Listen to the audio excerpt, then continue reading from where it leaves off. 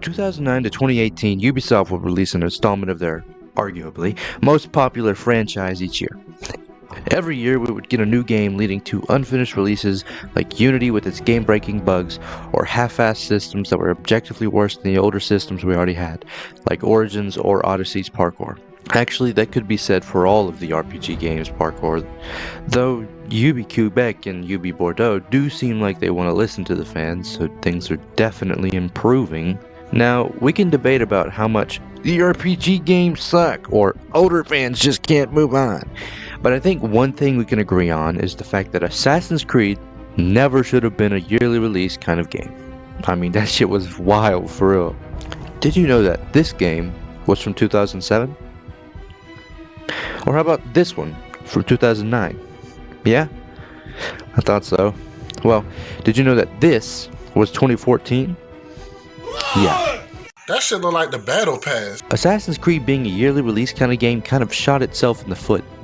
Think back to the example I had earlier, Assassin's Creed Rogue. Did you know that a huge, and I mean massive, chunk of the game was cut? We were supposed to explore a whole new city alongside what we had in game, and the writer on Rogue said that Shay would have had 2 whole story sequences we never saw. Not to mention, we would have gotten to see the assassin part of Shay's life more extensively besides just training with him. Also, by the way, Hope is a fatherless motherfucker. Like, literally, Shay had no real reason to care for her. She was just pressed all the time, and she was sliding for Achilles no matter what Shay said. Like, bro.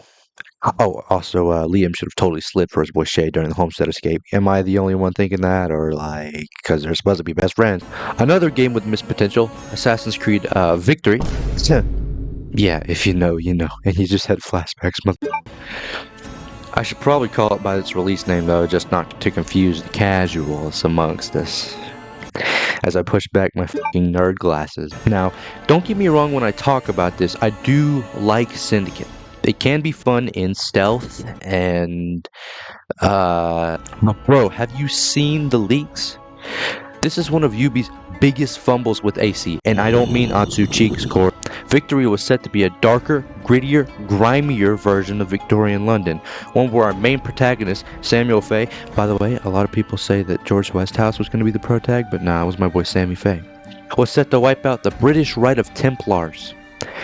Now, I personally don't know too much about how different the main story would have been compared to Syndicate, but damn! If you don't want to at least explore AC Victory after that description, then watch out, because I'm coming for you.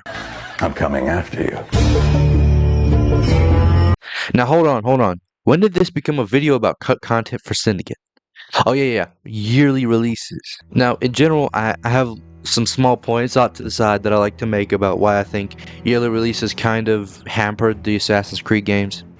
Number 1 is bugs. Most obvious one. You know, the bugs, jank, or any of that. This game won't let me fucking jump, bro. Without the need for strict dev cycles, there would have, most likely, been better playtesting and bug squashing.